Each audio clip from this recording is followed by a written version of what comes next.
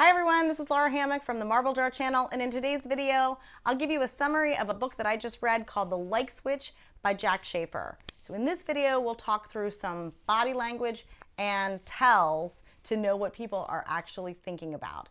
This is the second of a two-part video series.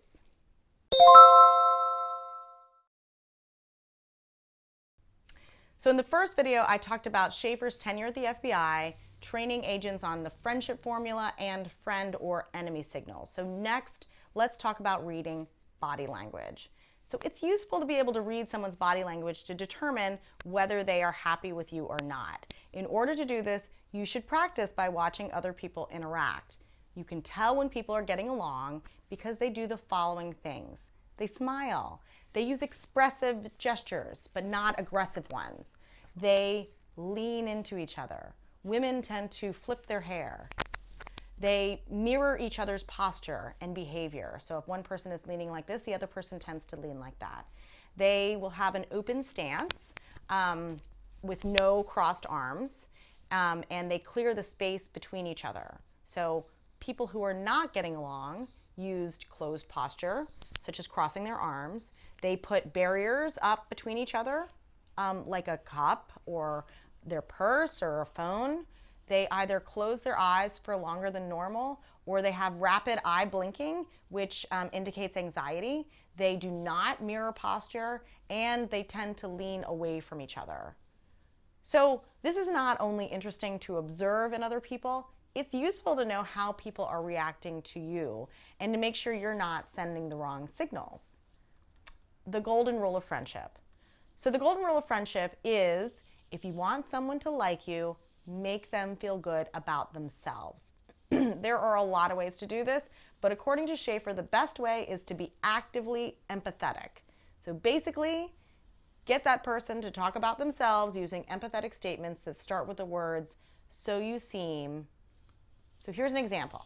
You see someone at the bus stop and they're furiously rooting through their backpack or bag.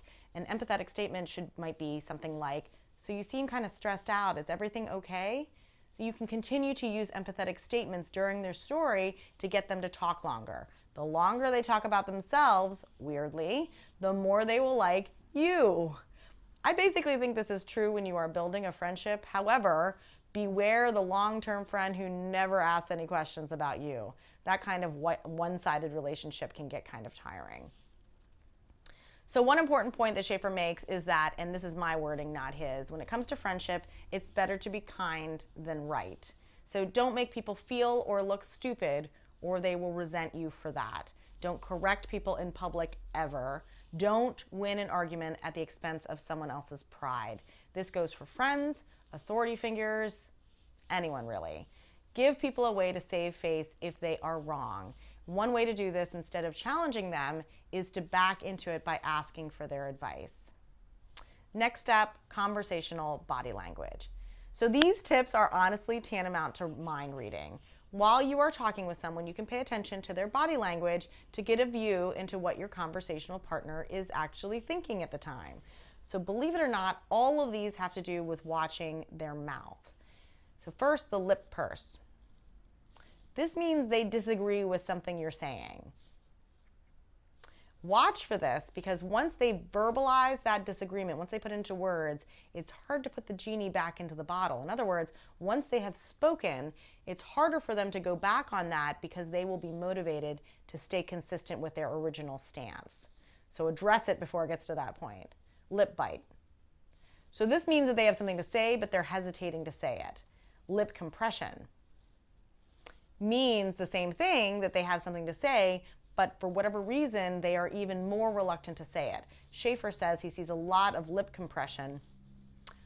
He sees that a lot right before a confession. And lip touching.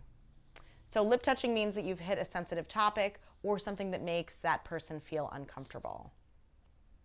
So the last thing is how to tell if somebody's lying. So this is a small section in the book, and there are actually tons of books written on this very topic, but I'll share some of his tips which were totally new to me. So if you ask a direct yes or no question and they begin their answer with "well," they are probably not being truthful. So if in response to your direct question, they answer with either a question to you or an accusation, they are probably lying. So here's an example. Did you actually go to the movies? If their answer is, are you accusing me of lying? Or why do you need to know? They're probably lying. And last, when you ask the question, why should I believe you? People who are telling the truth say some version of, because I'm telling the truth. Liars don't usually say that, and instead will try to convince you that what they said is true. So that's it. A bunch of social strategies and tips from a guy who made an entire generation of FBI agents likable and persuasive.